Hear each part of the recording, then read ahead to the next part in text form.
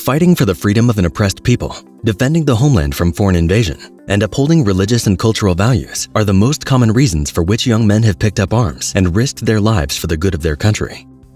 However, outrageous as it may sound, countries have also gone into battle and men lost their lives for matters as trivial as the results of a soccer match and arguments over a slaughtered pig.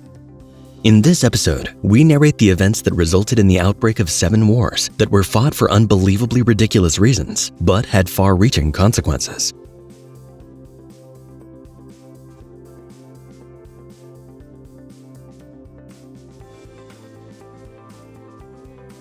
Number 7. The Pastry War. During a military coup in 1828, an angry mob destroyed a small cafe owned by Monsieur Raymontel, a French pastry chef based in Mexico City. When Mexican officials ignored Raymontel's complaints, the French expatriate decided to petition his home government to intervene in the matter.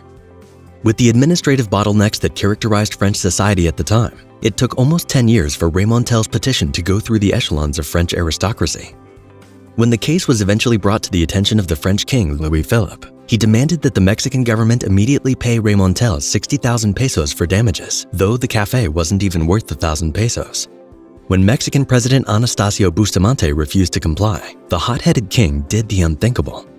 Louis Philippe bombarded the Mexican fortress of San Juan de Ulúa, seized the Mexican city of Veracruz, and ordered a blockade of all ports on the Gulf of Mexico, from Yucatan to the Rio Grande. The Mexicans rallied their forces, summoned even ex-servicemen like retired General Antonio Lopez de Santa Anna to arms, but could not withstand the heavy French fires emitted by the bomb vessels under Rear Admiral Charles Baudin. The Mexicans were eventually defeated in the Battle of Veracruz on December 5, 1838. Over 250 Mexican soldiers were killed, and General Santa Anna's leg was amputated after being severely wounded by French grape shot. 3 months later, the Mexican government agreed to a peace treaty, based on which Raymontel and other French traders who had suffered similar loss of property would receive 600,000 pesos in compensation. Also, Mexico promised future trade commitments to France in place of war indemnities.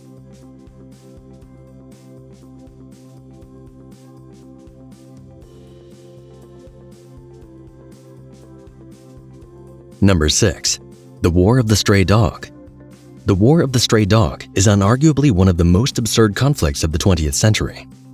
On October 18, 1925, a stray dog owned by a Greek soldier crossed into the Bulgarian territory and triggered a gun battle between Greek and Bulgarian border patrol guards, resulting in a full-scale war that led to the Greek occupation of Bulgaria 4 days later. Since 1910, the relations between Greece and Bulgaria had been strained by their rivalry over the control of Macedonia. When the First World War broke out in 1914, Bulgaria sided with Germany, Austria, and Hungary, while the Greeks sided with the Allied forces. When the war ended with the Allied victory, Greece was compensated with the control of the greater parts of Macedonia in the Treaty of Neuilly-sur-Seine. But Bulgarian radicals did not recognize the treaty's terms, neither did they believe that the conflict had to end. In fact, when Bulgarian Prime Minister Alexander Stamboliski tried to make peace with Greece, it was considered outrageous. He was ousted and killed in a military coup in June 1923. Though there had always been tension between Greece and Bulgaria, the stray dog incident was the final nail in the coffin that led to the outbreak of the war. On October 18, 1925, for reasons that are still unclear, the dog of a Greek soldier stationed at the Greco-Bulgarian border suddenly started running towards the Bulgarian side. The soldier went after it, probably forgetting that he was moving into Bulgarian territory. The soldier was promptly shot dead by Bulgarian border patrol guards. In retaliation, other Greek soldiers fired volleys into the Bulgarian side, and the Bulgarians counterfired. The Greek dictator, Lieutenant General Theodoros Pangalos, gave Bulgaria an ultimatum to punish the officers who shot the Greek soldier, to write a letter of apology, and pay a sum of 2 million French francs to the victim's family within 48 hours. When Bulgaria refused, Pangalos ordered Greek troops to invade Bulgaria on October 22nd. When the League of Nations, present-day the United Nations, ordered a ceasefire, Pangalos accused them of hypocrisy. The Greeks went ahead to occupy the border town of Petric and neighboring Bulgarian villages. Greek forces only withdrew from Bulgaria after an intervention from the League's peacekeeping forces. The war only lasted 7 days and resulted in the death of at least 50 Bulgarian civilians. As for the dog, its fate remains unknown.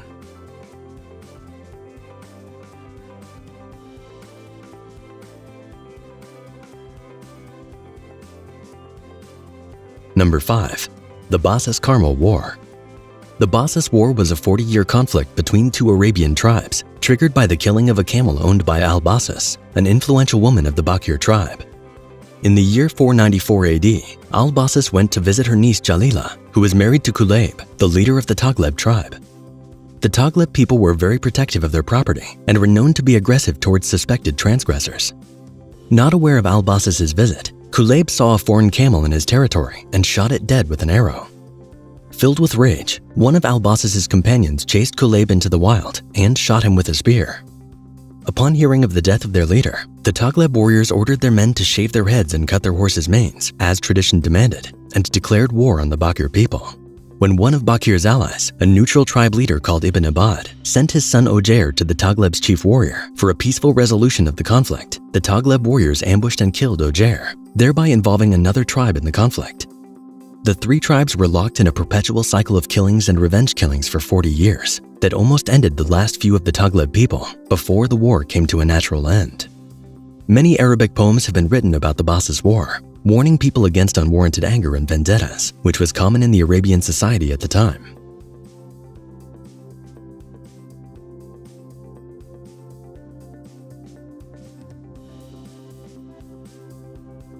Number 4. The Soccer War. With over 4 billion fans, soccer is undoubtedly the most popular sport in the world. Rising tempers and uncontrolled emotions resulting in violence perpetrated by angry fans, known as football hooliganism, is nothing new to the beautiful game. However, two nations going to war over the results of a soccer match was beyond unthinkable. Although the immediate cause of the soccer war was El Salvador's victory over Honduras in the 1970 FIFA World Cup qualifier, the root causes are much more profound. Before 1969, the population of El Salvador was 40% larger than that of Honduras. However, Honduras is 5 times the land size of El Salvador.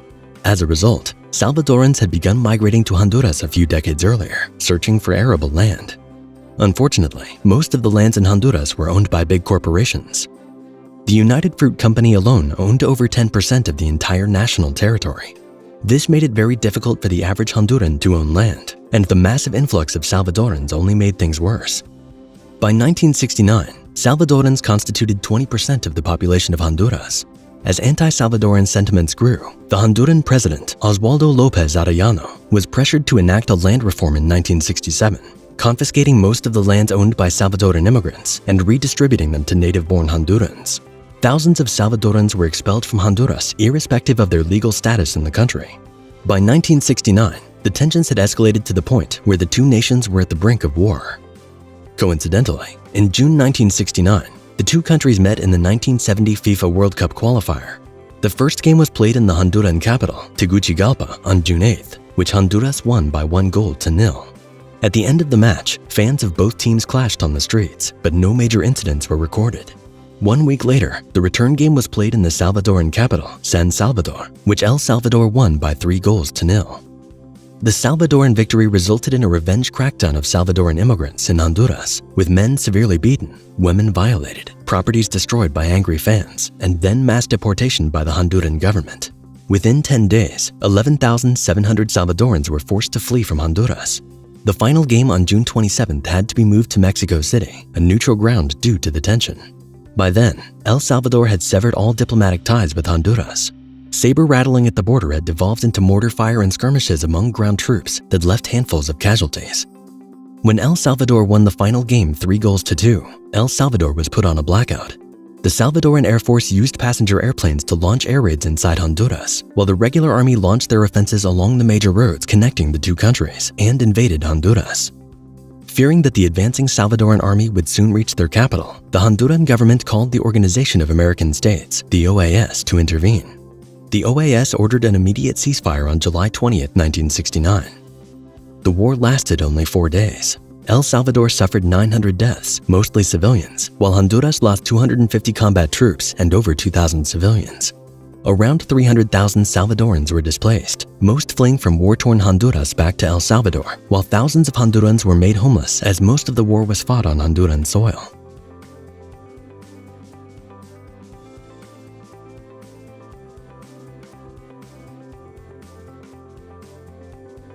Number 3.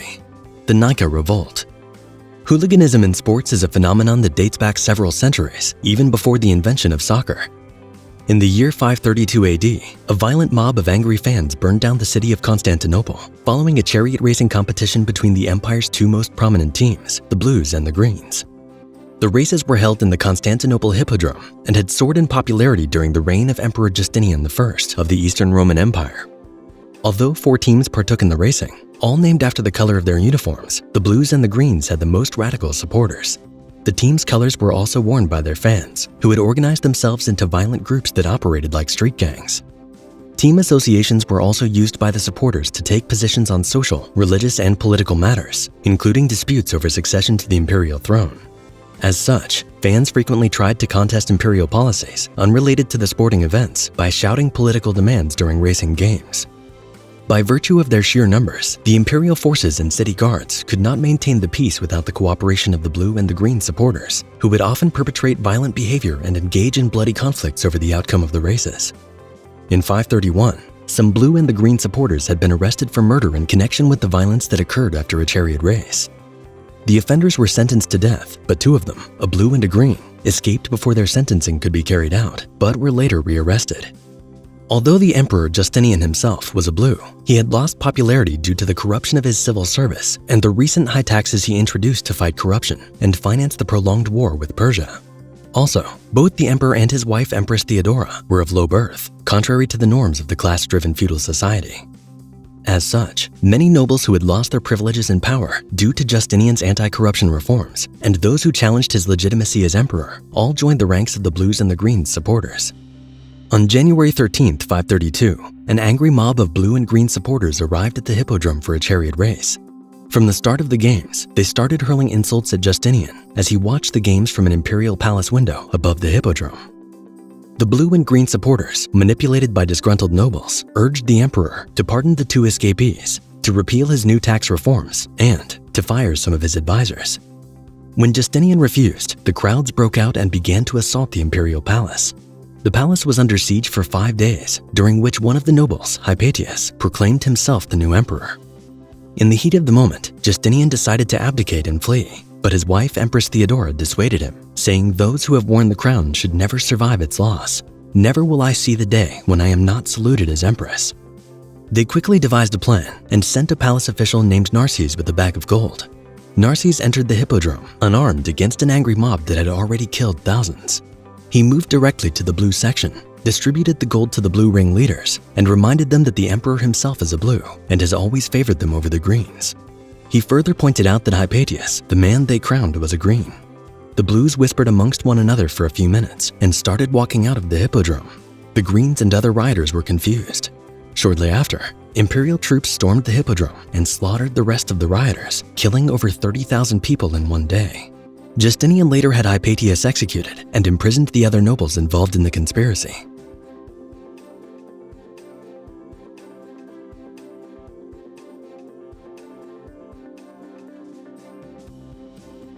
Number 2. The War of the Jenkins Ear. In 1731, a British trader named Robert Jenkins was arrested off the coast of Florida by Spanish authorities, accusing him of smuggling. His entire cargo was confiscated, and his left ear was cut off by a Spanish coast guard, Juan de Leon Fandiño. But the incident was quickly forgotten because such acts were widespread at the time and were often regarded by pirates and smugglers as the cost of doing business. At that time, South America and the Caribbean were primarily controlled by Spain. Spain's monopoly allowed British merchants to supply not more than 5,000 slaves per year in the South American markets and only permitted 2 British ships to sell up to 500 tons of goods per year. With the increasing trading opportunities in the Caribbean, British politicians and sea merchants, notably the South Sea Company, were desperate for an excuse to declare war and force Spain out of the way. In 1738, the Jenkins Ear incident was brought up, though it had been over 7 years since it happened. In March 1738, London politicians dragged Jenkins to narrate his story before the House of Commons. Jenkins' story and testimony of other incidents of Spanish depredations upon the British subjects sent shockwaves across the British Parliament. To add salt to the injury, Fandiño, the Spanish coast guard who sliced Jenkins' ear, is reported to have said, "Go and tell your king that I will do the same to him if he dares to do what you did." This outrageous comment was perceived as an insult to Britain's honor. On October 22, 1739, Britain declared war on Spain, attacking Spanish vessels in present-day Venezuela and Panama. The war continued for 2 years, extended to Georgia and Florida, and later merged with the War of the Austrian Succession. Before the end of the war in 1748, over 250,000 lives and 5,000 vessels were lost just to avenge the year.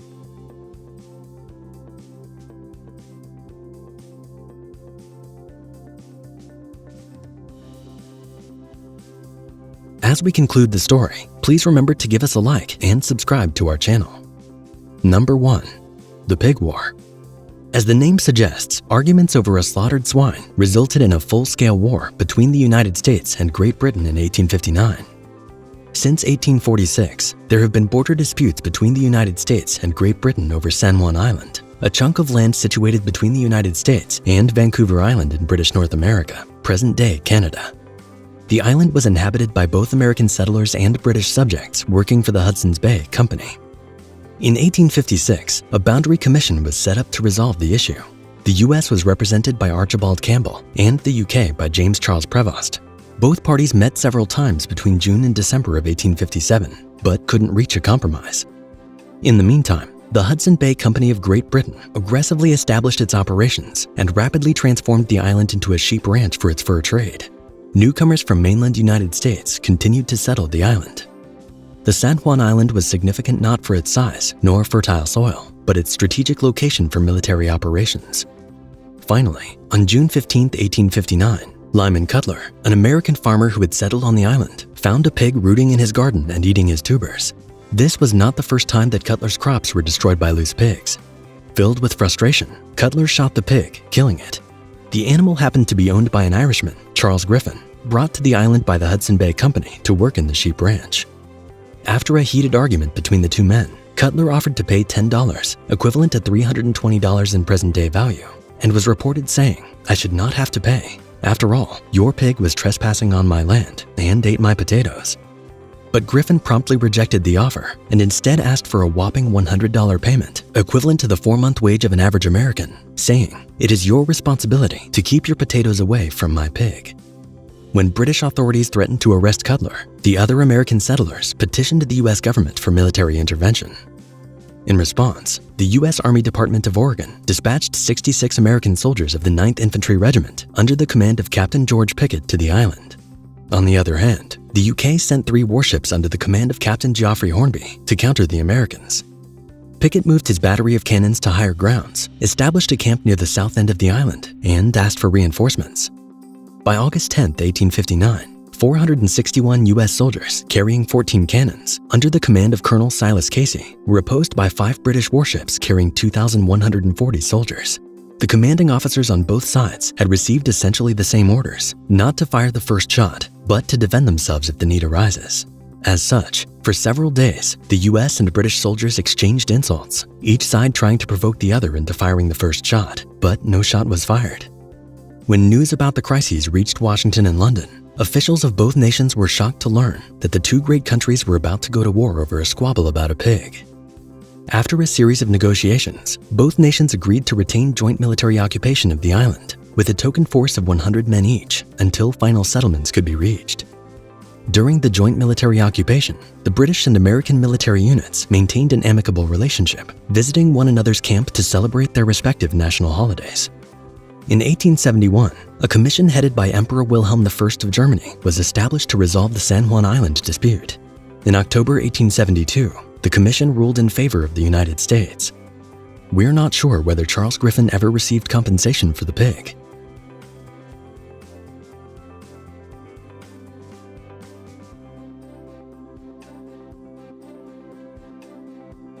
Thank you for watching.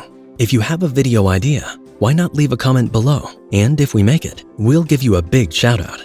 And please don't forget to subscribe to our channel and hit the notification bell for more videos on crime stories, notorious outlaws, and historical scandals.